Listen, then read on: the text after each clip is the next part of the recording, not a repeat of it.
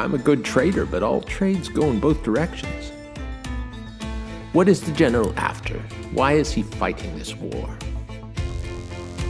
Once taken, every planet heaves so with rebellion, it is as much trouble to hold as to conquer. But they are taken, and they are held. Your Seldon is losing. You've killed the general! I am a lieutenant of the Imperial Police. You are under arrest.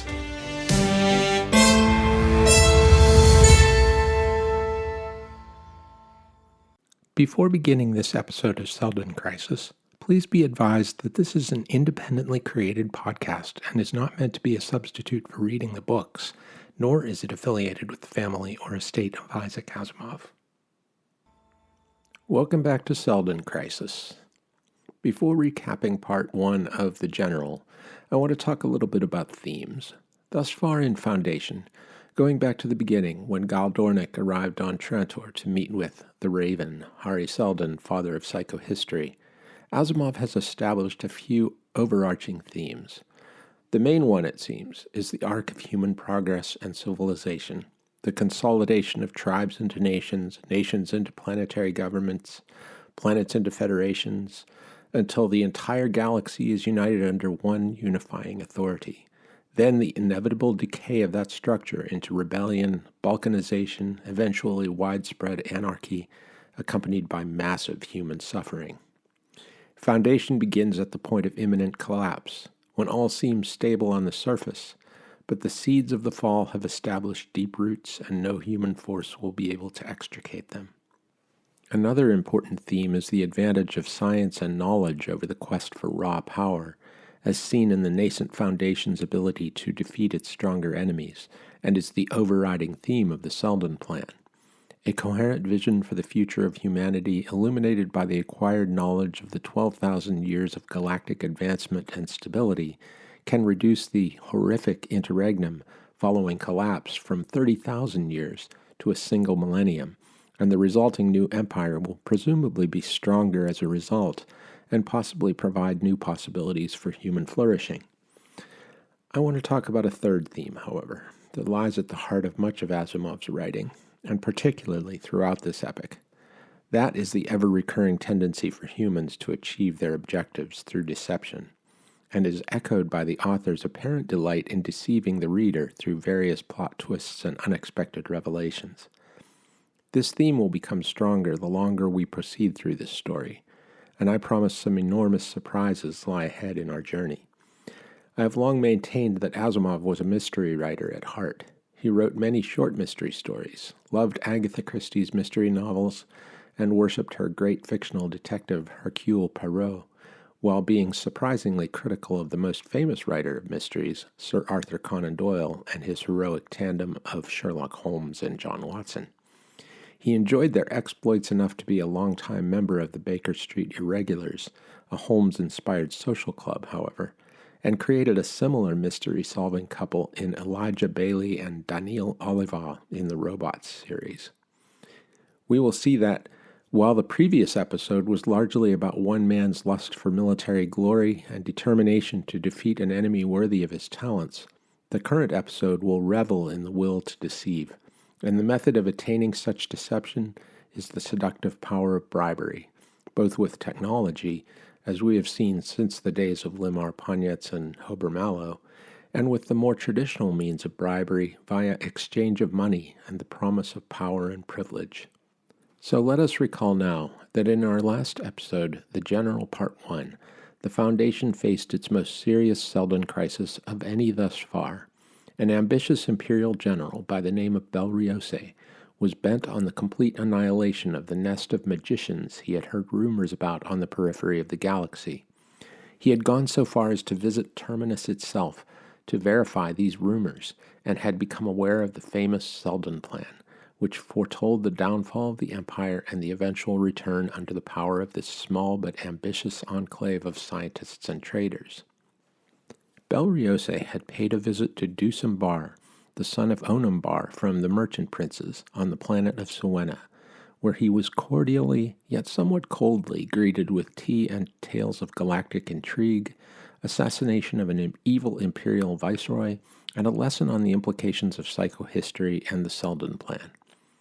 Later, we eavesdropped upon a tense conversation among some traders of the Foundation, including one by the name of Senet Forel, who was the son of Hober Mallow. They decided to send a spy to try to disrupt the general's plans to defeat them with overwhelming imperial force. Riose captured the spy, a swashbuckling rogue named Lathan Devers, and together he and Ducem Barr plotted to undermine the general's invasion from within. As we ended the last episode, things looked grim for the Foundation, as an envoy of the Empire named Brodrig had joined Riose at the front to bless the invasion with full imperial backing. We now join Riose and Brodrig in a garden upon the planet Wanda, somewhere near the front, as they discuss Riose's progress. Brodrig is annoyed with Riose's continuing requests for additional ships that are in high demand. It is clear that the Empire's capability is declining, and it is no small matter to support the general's military endeavor. He wants to know why Riose is so cautious and in need of greater quantity of ships to attack such a meager foe. The general explains the difference between boldness and blindness. There's a place for a decisive gamble when you know your enemy and can calculate the risks at least roughly, but to move at all against an unknown enemy is blindness in itself. You might as well ask why the same man sprints safely across an obstacle course in the day and falls over the furniture in his room at night. His boldness is further hampered by the decaying technical systems on the aging vessels at his command and the lack of qualified personnel to service them. Brodrig reminds him, Men of that type cannot be spared, General. Surely there must be some man of your vast province who understands nucleics. Were there such a one, I would have him heal the limping, invalid motors that power 2 of my small fleet of ships. 2 ships of my meager 10 that cannot fight a major battle for lack of sufficient power supply. 1/5 of my force condemned to the carrion activity of consolidating positions behind the lines. Your position is not unique in that respect, General. The Emperor has similar troubles. Riose brings up an additional frustration. His psychic probe is not working against Devers. He has tested it against his own men and found it works, but it gets nothing from Devers. Ducem Barr has given him a nonsense explanation of how the brains of men of the Foundation might make them invulnerable to it in some way. Brodrig, perhaps suspecting some deception, insists on speaking to the Sewenian privately.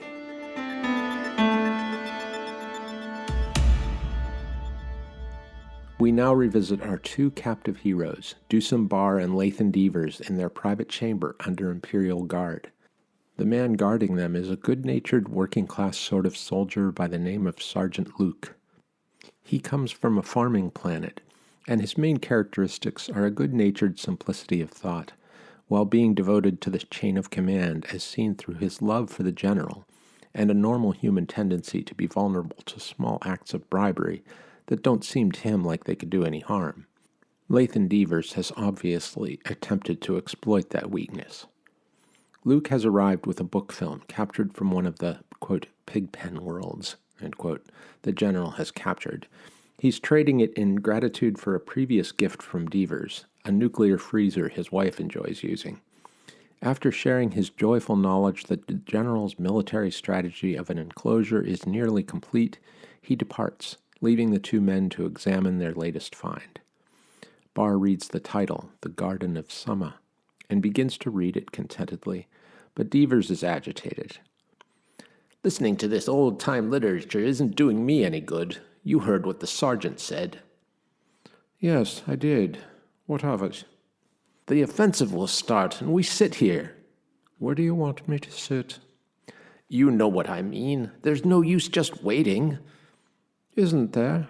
You told me a good deal of Foundation history in the last month, and it seems that the great leaders of past crises did precious little more than sit and wait. Barr, but they knew where they were going. Did they? I suppose they said they did when it was over, and for all I know, maybe they did, but there's no proof that things would not have worked out as well or better if they had not known where they were going. The deeper economic and sociological forces aren't directed by individual men.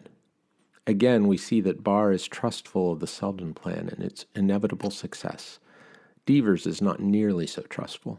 He is a man of action, and brings up the only option that seems available, that of eliminating Riose through assassination. Barr explains that it would do little good. Brodrig is the real threat, as he could produce 100 ships if necessary. He goes into a little backstory on Brodrig. He's a low-born rascal who has by unfailing flattery tickled the whims of the emperor. He's well hated by the court aristocracy, vermin themselves, because he can lay claim to neither family nor humility. He is the emperor's adviser in all things, and the emperor's too in the worst things. He is faithless by choice, but loyal by necessity. There is not a man in the empire as subtle in villainy or as crude in his pleasures. And they say there is no way to the emperor's favor but through him, and no way to his but through infamy. They discuss possible ways they could get to Brodrig and maybe bribe him, but Barr insists it would cost too much, and Brodrig wouldn't stay bribed. Then Sergeant Luke reappears and has some big news. Brodrig is coming to interrogate them. He is clearly terrified of the envoy and has heard stories of his cruelty and capriciousness. Luke speaks in fearful tones. They say he has men with blast guns who follow him everywhere, and when he wants pleasure, he just tells them to blast down anyone they meet, and they do, and he laughs. He adds that Brodrig hates the general and would like to kill him, but that the general is too good and wise to be worried about such a threat. He knows his soldiers will defend him to the death.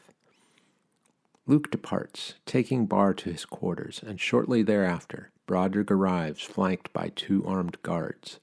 Asimov describes the envoy as follows.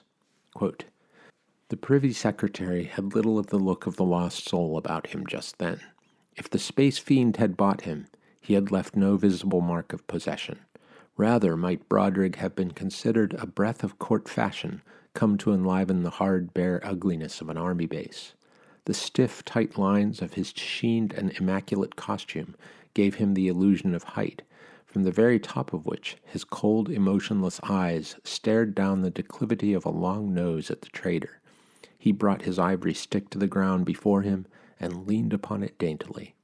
Brodrig seems to expect Devers will attempt to use his gadgets to gain favor, and tells him he has no interest in them. He finds a chair and sits imperiously, while denying Devers the same honor. You will stand in the presence of a peer of the realm. If you're not interested in my stock and trade, what am I here for? Sir. Brodrig ignores the question and begins his interrogation. He asks if Devers is really a citizen of this barbarian world causing all of this frenzy, and was he really captured as Riose claims? Devers only nods silently. Brodrig explains what he is after.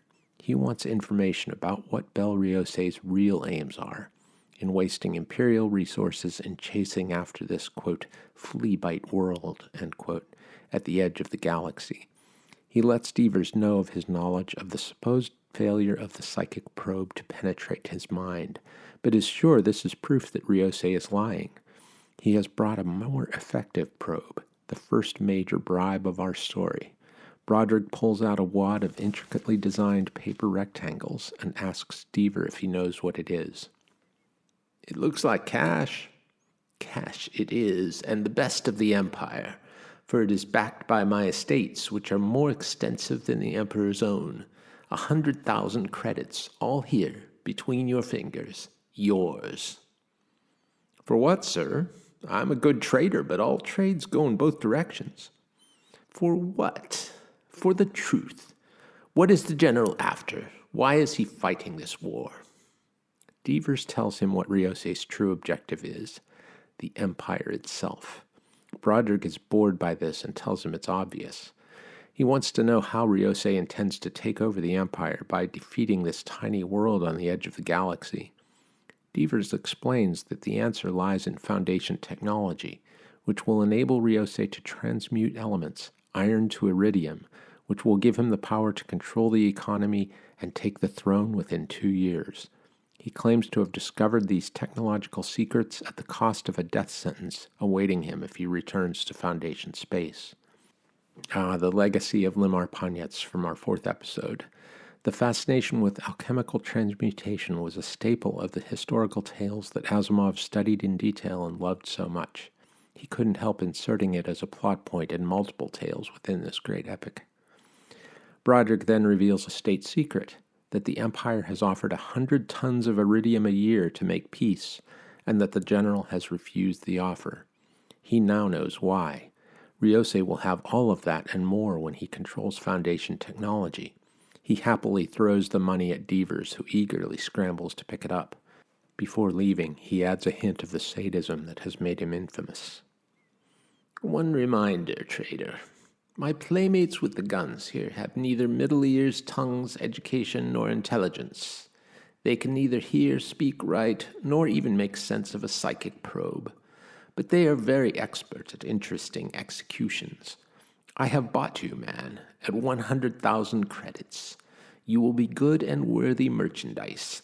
Should you forget that you are bought at any time and attempt to say, repeat our conversation to Riose, you will be executed, but executed my way.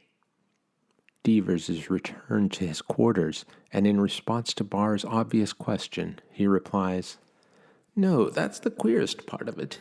He bribed me.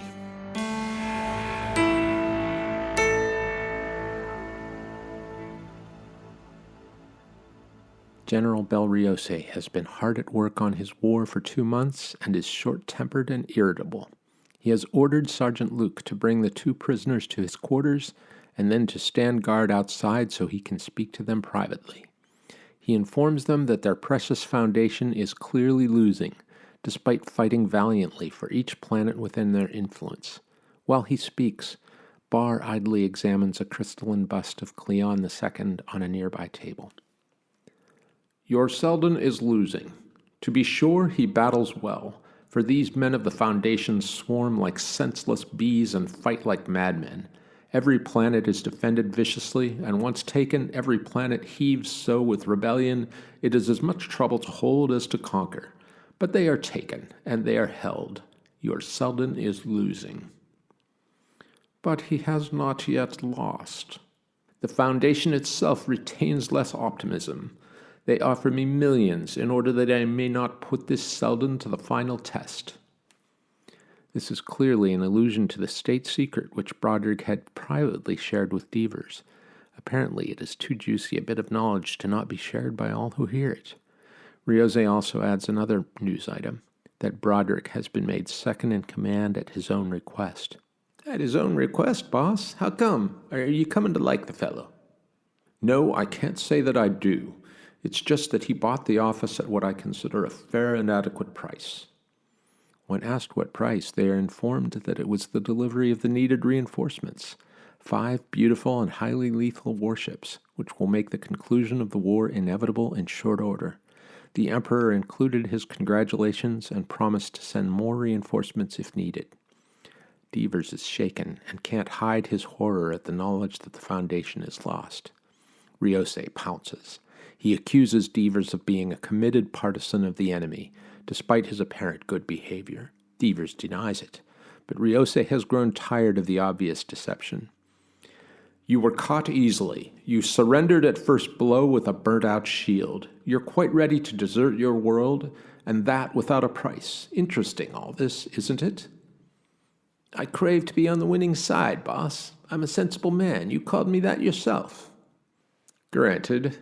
Yet no trader since has been captured. No trade ship, but has had the speed to escape at choice. No trade ship, but has had a screen that could take all the beating a light cruiser could give it, should it choose to fight. And no trader, but has fought to death when occasion warranted. Traders have been traced as the leaders and instigators of the guerrilla warfare on occupied planets and of the flying raids in occupied space. Are you the only sensible man, then? You neither fight nor flee, but turn traitor without urging. You are unique, amazingly unique. In fact, suspiciously unique. He threatens to use the psychic probe once again, but before doing so insists that Devers and Barr remove their bracelets, which he has clearly discerned are the tools with which they have been keeping their secrets hidden from him. As he is about to use the probe to reveal the duplicity of his prisoners, a receiver on his desk glows and a message capsule clicks into the slot. He steps behind his desk and bends over to retrieve the message. Barr quietly raises the bust of Cleon II that he had been examining, and in a quick and graceful motion brings it down upon Riose's head with a crash. Devers is shocked at his friend's sudden transformation into a demon of action. "Out! Quickly!" He seizes the general's blaster from his inert body. The two men hastily exit the chamber and command the stunned Sergeant Luke to lead them to the trader's ship, with Riose's captured blaster digging into his back. Upon their arrival at the airlock, Devers turns to the furious Luke. "Stand where you are, Luke. You've been a decent man, and we're not going to kill you." He might have been well to stand and do as he was told, but the ever-loyal sergeant had seen Riose's monogram on the blaster.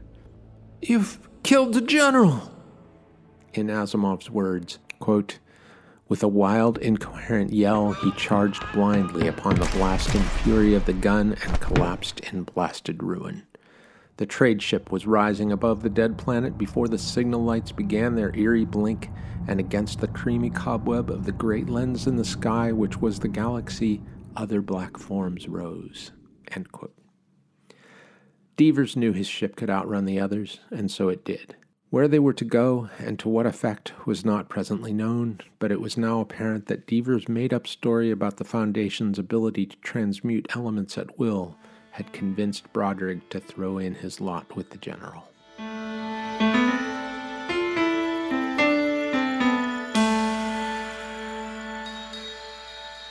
Once clear of Riose's base and the pursuing craft, Devers tries to contact the Association of Independent Traders and gets a tiny signal which is then lost, but he receives just enough of a response to get the horrifying news. Riose had been telling the truth. The Foundation had offered a huge tribute to the Empire, and it had been refused. Interestingly, the specifics of the battle news was that there was, quote, "fighting in the outer suns of Loris," end quote. Devers explains to Barr that Loris was one of the original four kingdoms, along with Anacreon and Smyrno. I don't think the fourth was ever named, unless I'm just forgetting it, which is quite possible. I'll leave this a challenge to my listeners. Perhaps somebody remembers a fourth kingdom being mentioned at some point in the story? Anyway, the importance of this news is that this meant that the Empire was now on the doorstep of Terminus itself.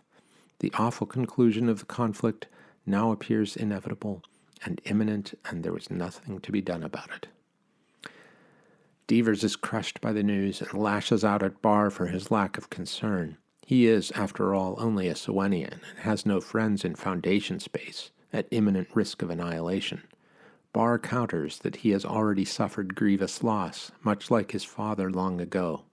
He has two sons and a nephew who have been forced to stay on Sewena under Riose's power, and that his escape with Devers now means their death. He tells Devers of the meeting at the beginning of our last episode, when Riose had mentioned a cult centering around rumors of magicians on the edge of the galaxy. "It is not quite a cult. You see, it is 40 years now that Sewena has been gripped in the same unbearable vice that threatens your world. 5 revolts have been ground out. Then I discovered the ancient records of Harry Seldon, and now this cult waits. It waits for the coming of the magicians, and for that day it is ready.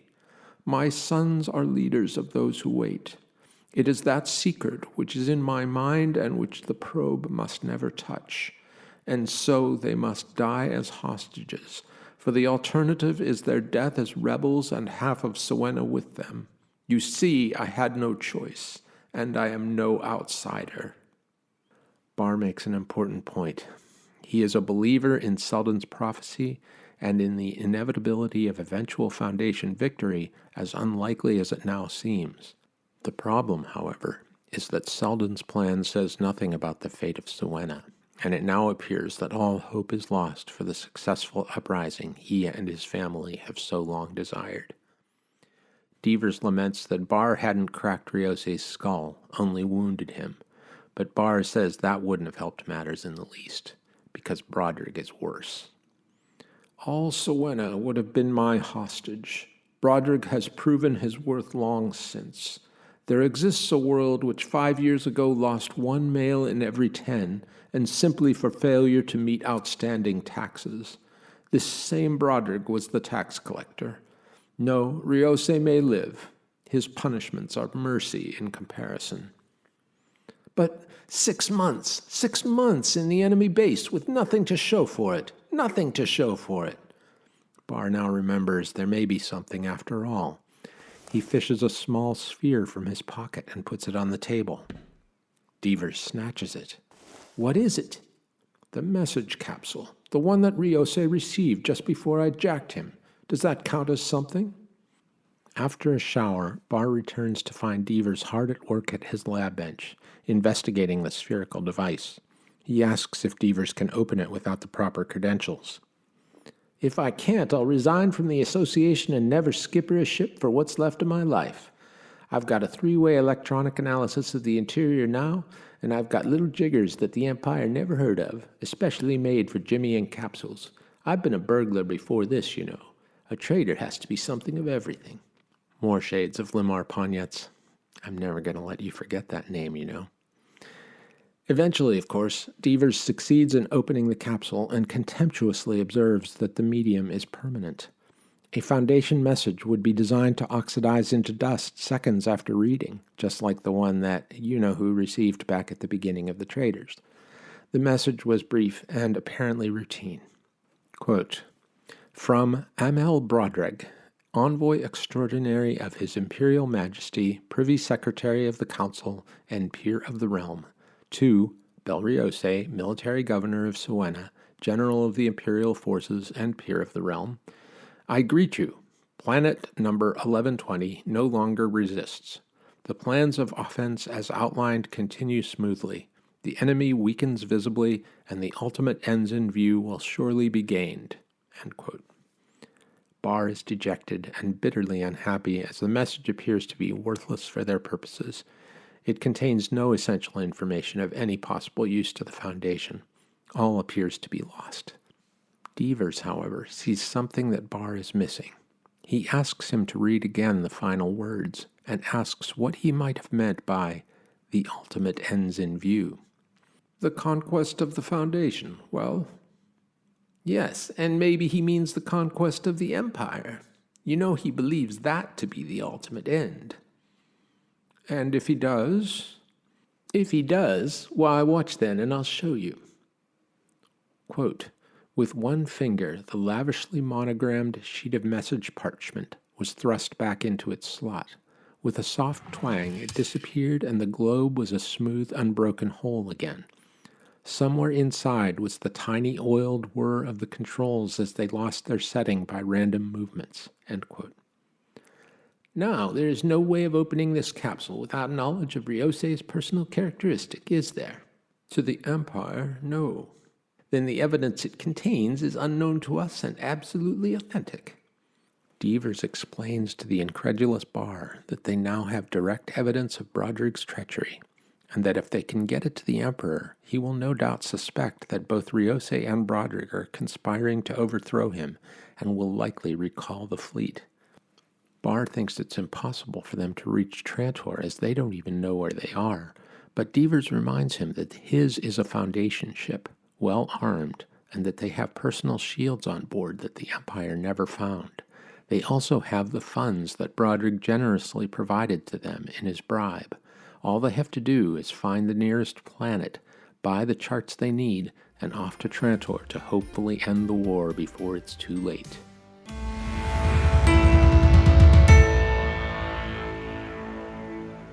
It's been many episodes since we last visited the imperial capital of Trantor, with its gleaming metal enclosing a world of 40 billion inhabitants.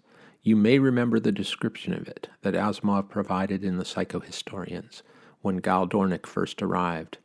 I refer you to the text of The General in Foundation and Empire to hear a recapitulation and elaboration upon this description.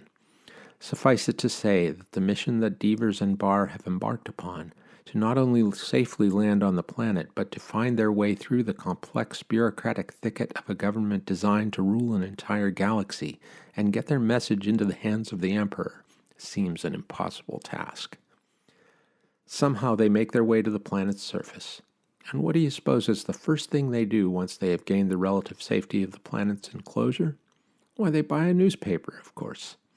It is the Trantor Imperial News, the official news organ of the Imperial government. I have to quote this description of the operation of this journalistic enterprise, because a mere 70 years or so after its publication, it is so anachronistically hilarious.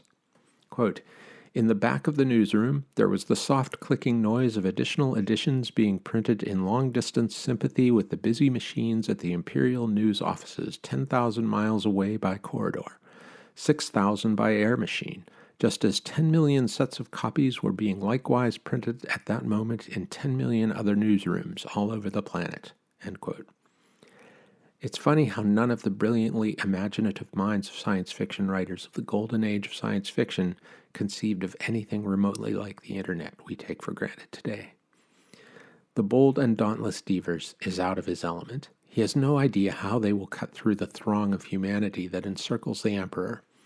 Barr assures him that there is a way, but it will involve a host of bribes of lower-level officials, and that he has the knowledge and understanding of imperial culture to do the talking and spread their funds appropriately, but they are up against an enormously difficult task.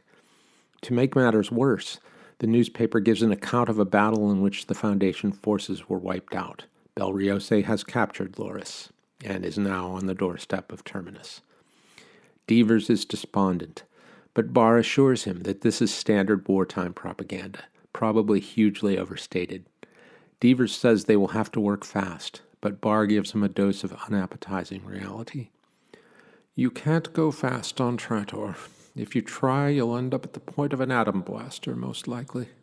"How long will it take?" "A month, if we're lucky. A month and our 100,000 credits, if even that will suffice.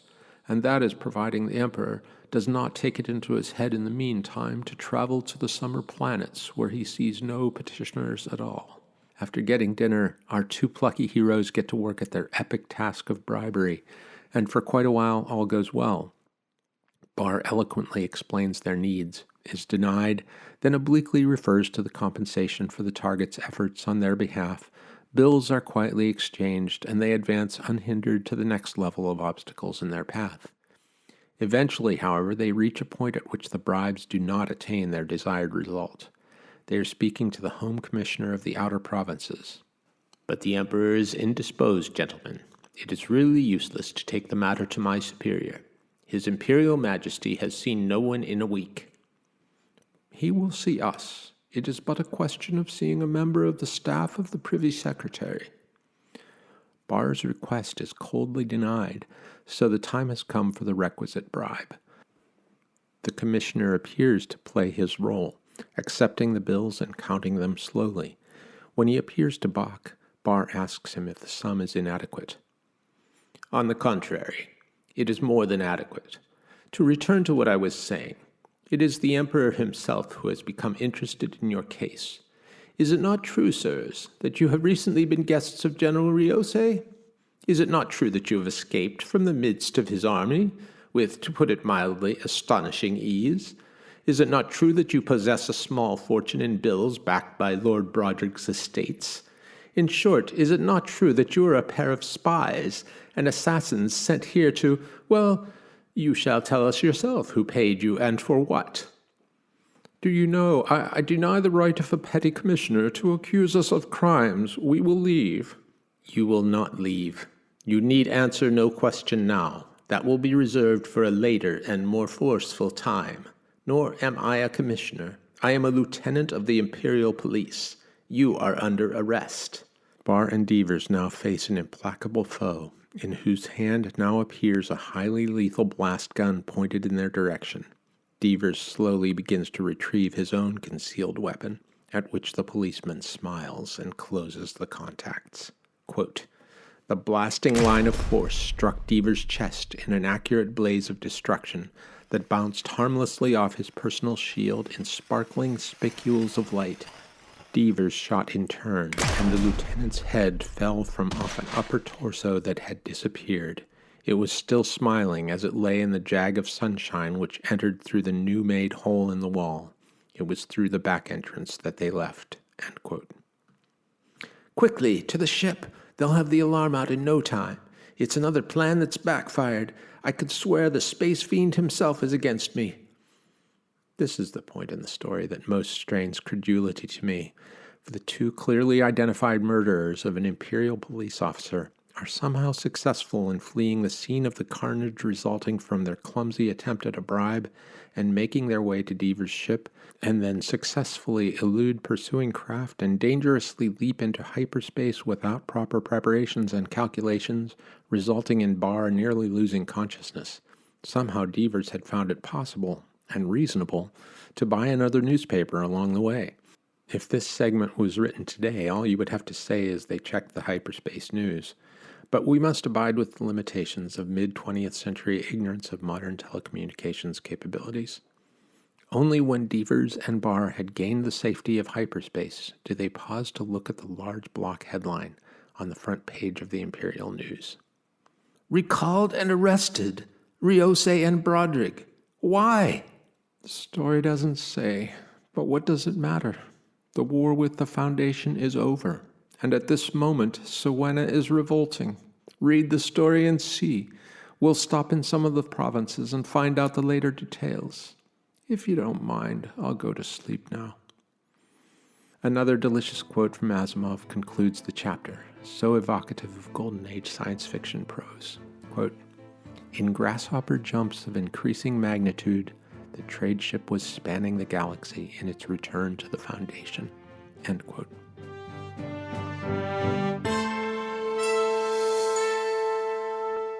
So what in the great galaxy happened to cause this happy outcome for the Foundation? I will allow you, the listener, to read the concluding chapter for yourself to divine the details. But in essence, the conclusion was always inevitable. Devers and Barr's wild exploits accomplished absolutely nothing, except for enriching a few corrupt officials of the imperial government and depleting one unfortunate officer of his head. As Barr should have known, and claimed to be confident of from start, Hari Seldon's calculations had ascertained that the Foundation would prevail in the end. Barr, in retrospect, realized his folly, and explains to Senate Forel, the son of the great Hober Mallow, how the victory came to be.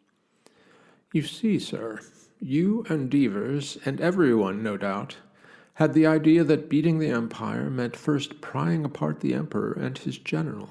You and Devers and everyone else were right all the time as far as the principle of internal disunion was concerned. You were wrong, however, in thinking that this internal split was something to be brought about by individual acts, by inspirations of the moment. You tried bribery and lies. You appealed to ambition and to fear, but you got nothing for all your pains. In fact, appearances were worse after each attempt. And through all this wild threshing up of tiny ripples, the Seldon tidal wave continued onward quietly, but quite irresistibly." I find it funny that Ducem Barr, the man who impulsively clubs Bel Riose over the head with a bust of Cleon II, would have the nerve to criticize inspirations of the moment. He also had quite a direct hand in the bribery and lies he mocks. I suppose we can forgive him a few inconsistencies, knowing of the horrific losses to his family that could have made his behavior a little erratic. Barr explains to the still confused Forel, "A weak general could never have endangered us, obviously. A strong general, during the time of a weak emperor, would never have endangered us either, for he would have turned his arms towards a much more fruitful target. Events have shown that 3/4 of the emperors of the last 2 centuries were rebel generals and rebel viceroys before they were emperors. So it is only the combination of a strong emperor and a strong general that can harm the Foundation. For a strong emperor cannot be dethroned easily, and a strong general is forced to turn outwards, past the frontiers."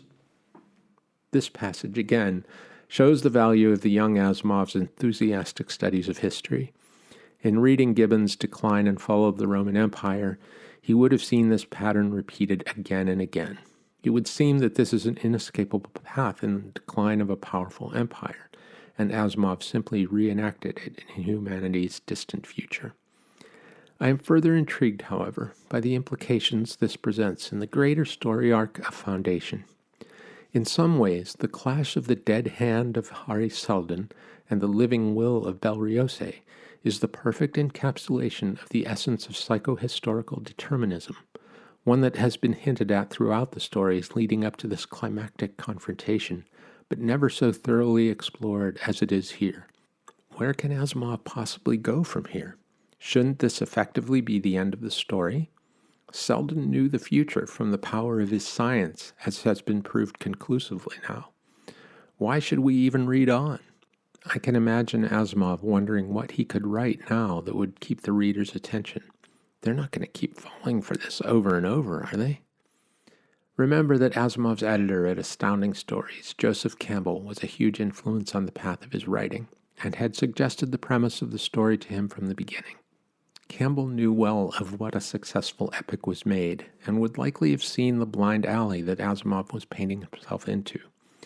There is a clue of the crack in the door that the writer could wedge open within the lines I just quoted from Ducem Barr. It is only the combination of a strong emperor and strong general that can harm the Foundation. This empire, the one that had improbably ruled the galaxy for 12,000 years, is on the clear path to oblivion. The Foundation, and the reader who aligns his or her sympathies with them, will no longer fear their declining power. Their complete collapse, as Seldon foresaw, is now inevitable. What new villain can possibly take its place? Without an empire, how can there ever be a strong emperor and strong general to seriously threaten them? Perhaps not an emperor or a general in the traditional sense, but an individual of unforeseen capability could fulfill this role, to be both a powerful driver of raw force to envelop planets and submit them to his will, and a masterful administrator of the worlds under his command. Someone or something entirely unforeseen by Hari Seldon, an X-factor that lies outside of his all-encompassing equations. We are soon to meet this factor in our next episode. Let me turn very briefly to the last bit of dialogue in this chapter, a few lines of which might not seem important, and which I might very well have overlooked if it weren't for the attention drawn to them by my friend and loyal listener of the podcast, Erasmo Acosta. Forel, Barr, and Devers are rejoicing in the newfound freedom of the Foundation in the wake of their stunning victory. Forel is jubilant. "Good, good. Then you imply the Emperor can never threaten us again." "It seems to me so. Frankly, Cleon may not live out the year, and there's going to be a disputed succession almost as a matter of course, which might mean the last civil war for the Empire." "Then there are no more enemies." "There's a second Foundation." "At the other end of the galaxy? Not for centuries." Devers interjects. "There are internal enemies, perhaps." "Are there? Who, for instance?" "People, for instance, who might like to spread the wealth a little bit and keep it from concentrating too much out of the hands that work for it. See what I mean?" This is fascinating. Devers has always struck me as an independent sort, a man who loves his lone work among the stars, but hardly a plutocratic fat cat. Here he seems to be implying that a new enemy of the Foundation will be the common people who may seek to benefit from the efforts of people like him in trading and accumulating wealth for themselves as they serve the greater interests. The final line of the chapter is, quote, "Slowly, Forel's gaze lost its contempt and grew one with the anger of Devers' own." End quote. Notably, Barr doesn't join in this sentiment, and I find I am glad of this. I enjoyed Devers' manic intensity and swashbuckling attitude throughout the story, but don't think he would make for the kind of enlightened leadership as I would wish to live under. Barr, by contrast, was described as a patrician. This would imply he was a nobleman who would be expected to defend the concerns of the ruling class. We have seen, however, that his behavior, at times admittedly erratic, was largely selfless. We don't know much about Forel, except that he was a powerful figure among the traders. Perhaps this is why he shares Devers' anger at the idea of the little guy getting his fair share of the goods he has acquired through his commercial exploits.